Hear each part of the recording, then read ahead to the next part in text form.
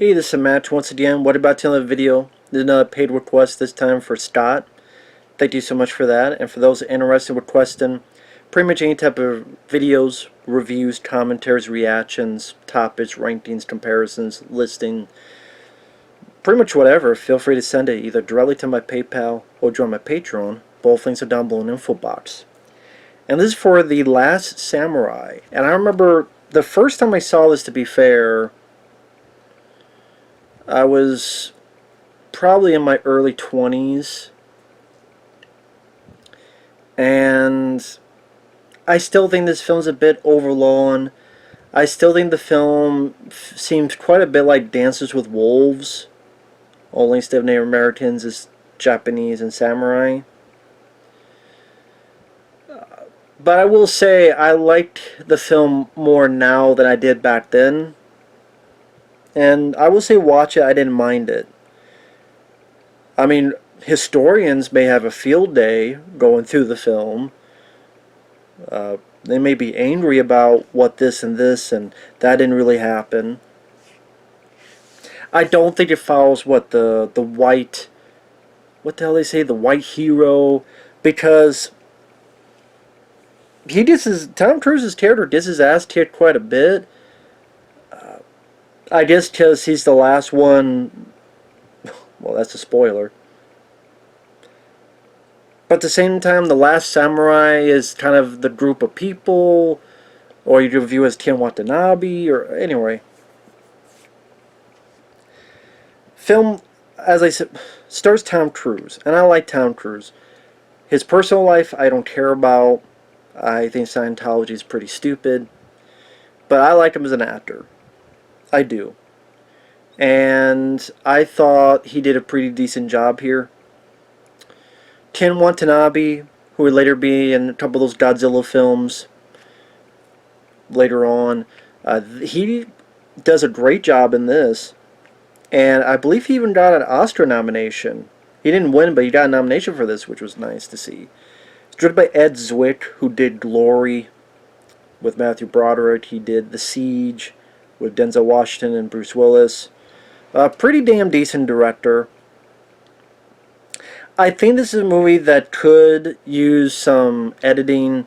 I don't think it needs to be 2.5 hours long. I think there's a chunk in the middle. I think there's 30 minutes you could take out of this in the middle. I really do. But with that said, when the action scenes happen, there's some really nice choreography and swordplay. You tell that Tom took his time trying to learn this stuff. The other actors, you got Tony Goldwyn. I like Tony Goldwyn. He was in the 1990 film Ghost. He was in Friday the 13th Part 6, Jason Lives. He's been in quite a few other stuff. Last House on the Left remake. He plays this commanding officer that used to serve with Tom. And Tom Cruise at the beginning is a very bitter Civil War veteran. And he's kind of paraded around to do these seminars for little kids about taking over the Native Americans, but he's a drunk, he's very cynical, and he has a lot of nightmares about those times, because him and those men would, be willing to kill kids and women and all that jazz. And that's one reason why he hates his commanding officer. As Tom puts it, you don't pay me, yeah, I'll kill whoever you want. But you, I'd happily kill you for free. I thought Tom Cruise did a good job in that. But pretty much he's hired to train the Japanese army. Hired to suppress the rebellion. The samurai are attacking these folks, the army's railroads and other venues. So Tom Cruise and Tony Goldwyn and company, what's his name? Oh, I forgot his name. Billy Connolly? I forgot his name. He was what you found out to be the father in... God, I cannot... I hate this. I hate when I do these reviews and I forget the damn name. Anyway. Boondock Saints. In the Boondock Saints, he's a guy who you found out was the father of our two lead characters. I think it's Billy Connolly. I think that's his name. he joins them as well. And Tom is teaching this group that seem like they're very scared, seem like they're peasants, and they're not ready. And Tom says they're not ready, but they're forced to be sent into battle, and it becomes a massacre against these samurai. I will say when the battle scenes happen, Ed Zwick has a good eye for it. He did Back to the Day with Glory. He knows how to compose his scenes and shots. It's never confusing. There's no shaky cam, like Saving Private Ryan or such. And Tom Cruise does kick some ass, whether it be on a horse with a sword or with just on the ground with a sword, even using a spear. And to the point that even, the other samurai like Ken Watanabe is going, oh shit, it's Mission Impossible himself. Damn. There's something up with him.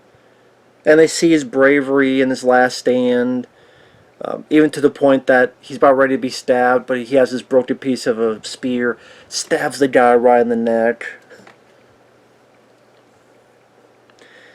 And Ken Watanabe realizes there's something different with this guy, takes him as prisoner. Now, for those who know the history of the samurai, you would have to educate me on stuff. Were the samurai as noble as it seems like in this movie? Would they take someone like Tom Cruise back to their place and then let him willingly walk around? Like I guess they kind of treat him poorly. Well, not kind of. They do, but it's not like... I thought the challenge with Scott Glenn showed that a bit more. Like, Scott Glenn really seemed like beaten up and completely... Now that I think about it, it does remind me of the challenge with Scott Glenn.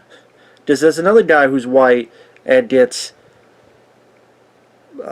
taken hostage, and then he bonds with a kid and, this woman, and I didn't think of that. It's Dancing with Wolves meets the challenge with Scott Glenn. I didn't even think about that. And I like the challenge.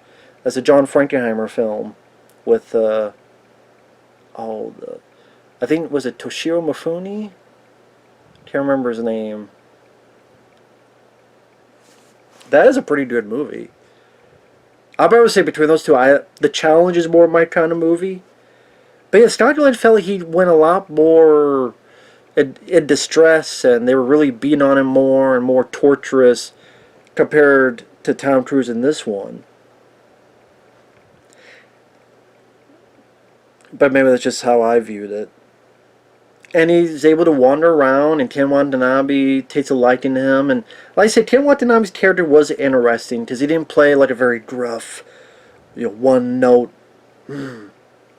He's very talkative. He's want conversations. He has a sense of humor. He definitely, like I said, Ken Watanabe did a really good job in this.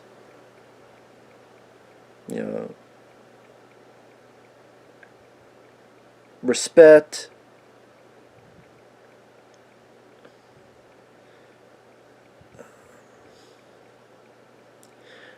There's violence, but I guess I would have assumed with all these swords going on, the violence would have been more like Braveheart, that type of violence, but it's not really. Like, it's violent, but it still seems... I don't know if muted is the right word.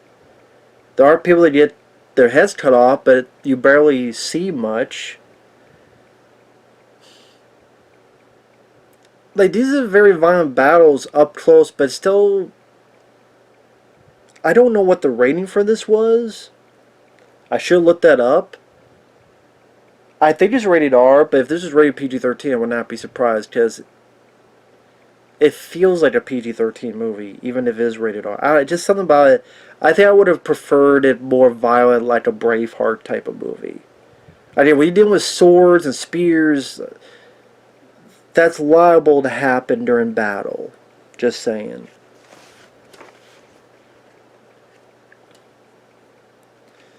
I don't think it's PG-13. I think it's R, but I felt like it could have been a bit more violent. Like, bloodier, I should say. I did like the costumes. The music, while it seems typical flute, says that anytime it's a movie like this, you don't hear a flute. But the music wasn't bad. The costumes looked very nice. The location, the cinematography, the scenery, very appropriate. At least that's what it seems. The actors were not bad at all. Like I said, Tom and Ken Watanabe and everybody else. When the action scenes happen, you get some really nice choreography. That's why I think it is R-rated. Because there are people that get stabbed. A lot of people getting stabbed. But yeah, if you've seen Braveheart, you know what I'm talking about, where it seemed like it'd be even more violent and bloodier. One thing I did not buy was the romance. I don't know why you needed a romance between Tom Cruise and this woman, who's the wife of someone Tom killed during that first battle. And Tom even goes, I killed her husband? Yes, but it was a good death. I mean, yes, it's a different culture, so maybe that's why I don't get it, but it was still, as an outsider, I can only look at it as an outsider. I'm like, I still don't buy this woman fall in love with this guy who killed her husband, and because you saw him play a bit with the kids, then you're in love with him. I didn't buy that 100%. Did this need a romance? Like, if you cut that stuff out, I think it wouldn't be 30 minutes, but I think that would have helped with the pacing. Because at the very least, it was the less interesting plot compared to others. The least interesting, in my opinion. Not every damn story needs a love story. I mean, I've said that before. Stallone's Daylight, I like. That did not need to try to put a love story between Stallone and the one lady. Amy Brenneman, I believe her name is. And not every movie needs it. I don't think this film needed it. And stuff like that just made me think more of Dances with Wolves. Although this is still much better than Avatar, I'll say that. I watched Last Samurai any day over Avatar. But yeah, he learns more about discipline. He has more conversation with Ken Watanabe. He trains more. I think the guy who would later be Scorpion in that new Mortal Kombat, I think he's in this as one of Ken Watanabe's men who he's like helping train Tom Cruise. I think that's him. I could be wrong. The movie really picked up speed when you get some ninjas in this. Yes, ninjas. And I'm going more into spoilers starting now, so beware. And that's where you get some really nice sword play. Because people didn't shot with arrows. One guy gets shot in the eye with an arrow, so that's why I think it is rated R. But it felt like it could have been even bloodier. Especially in the final battle in particular.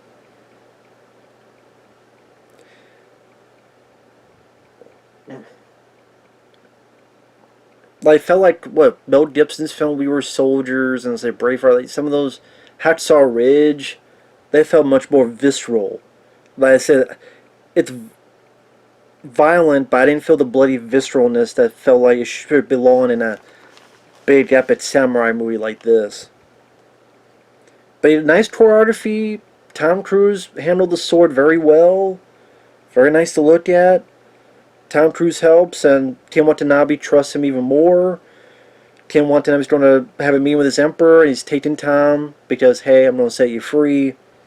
But Tom, he cares for these folks, and the guy that hired him in the first place at the beginning of the film says, I want you to command my army. And Tom says no. And because he refuses, he gets a death sentence. Some people try to kill him, and he kills the assassins. Now, this was a thought of the scenes. The way this was directed was weird. Because you see Tom kill the assassins, No shaky cam, nice choreography, works well. He does cut a head off. Yeah, not that violent. Okay, it's violent, but not that bloody or visceral. But then they show the scene twice, and I don't know why. Because he does it, and then he's standing there, and I guess it's him remembering what he just did. I'm like, I know what he just did 10 seconds ago. Because we all just saw what he did 10 seconds ago.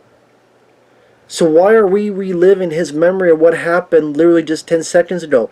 It's like showing the same scene, but now slow motion, slow motion, slow motion. I went, that was just a very weird choice, and I don't think it was a needed choice.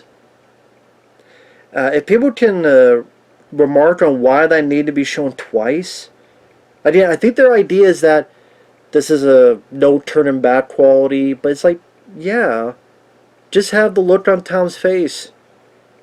Show the whole, that tells it all. You don't have to show the fight.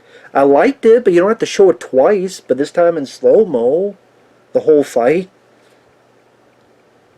Thought that was weird.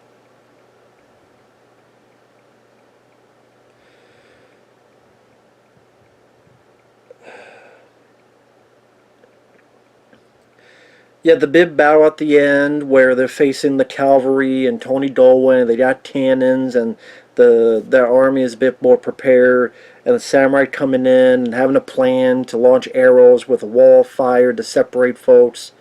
And like I said, the choreography is well done, the camera work, it's not too confusing, it's wide enough to see the scale of the event. I'm not confused by the geography.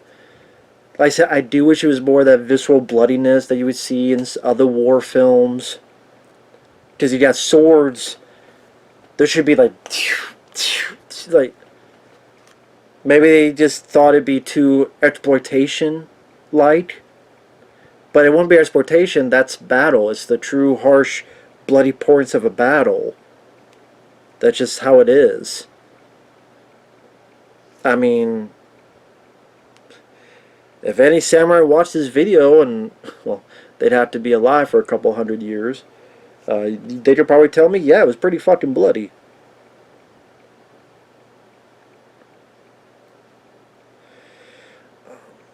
Like I said, this is still spoilers. I like the bit with Tom Cruise throwing the sword at Tony Goldwyn. It looked pretty vicious. The samurai horses running to the cavalry and people like being bumped and looks like they're trampled. The way the horses like bump people. I don't know how that was done, but that looked pretty neat. That looked pretty well. Had to be some choreography put into that, some careful choreography. And pretty much most of them died for their cause. Except Tom. Tom helps Ken Watanabe save face and the honorable way to die, which is seppuku. Help stab myself. Nice moment between the two. Later, Tom, there's going to be this treaty, not treaty, but this deal. Tom comes in to talk to the Emperor with the sword and reminds the guy, like, don't forget about your old traditions. Emperor cancels the deal. How did he die? I'll tell you how he lived.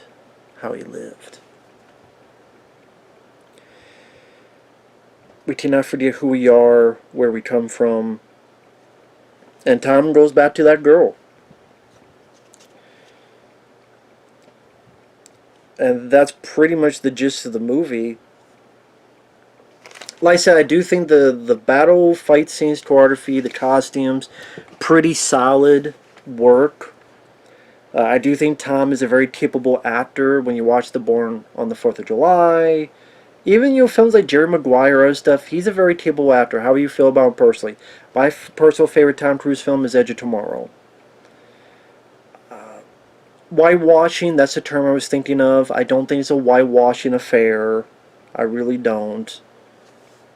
People will argue with that, but I don't.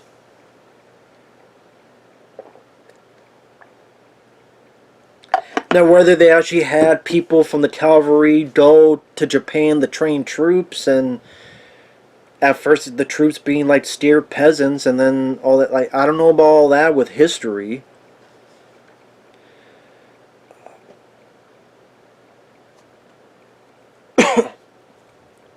I still don't think you need this love story aspect put into it. I thought the stuff between Tom and Ken Watanabe was the more interesting.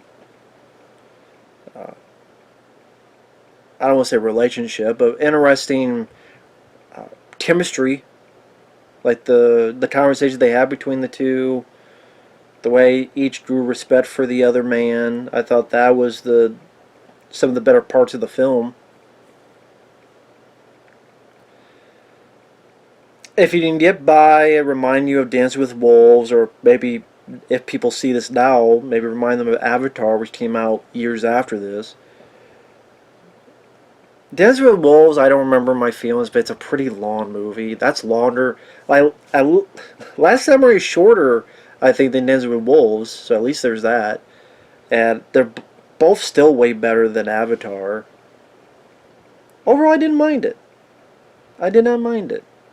So, with that said, I guess as I've grown, I to appreciate some stuff more so than I did in my 20s. I would say I've grown to not mind this movie. It's a long watch. I don't think not every damn movie needs to be 2.5, 3 hours. But I still thought this was pretty damn decent. So with that said, thanks for watching. Take care. We'll see you guys later. Bye-bye.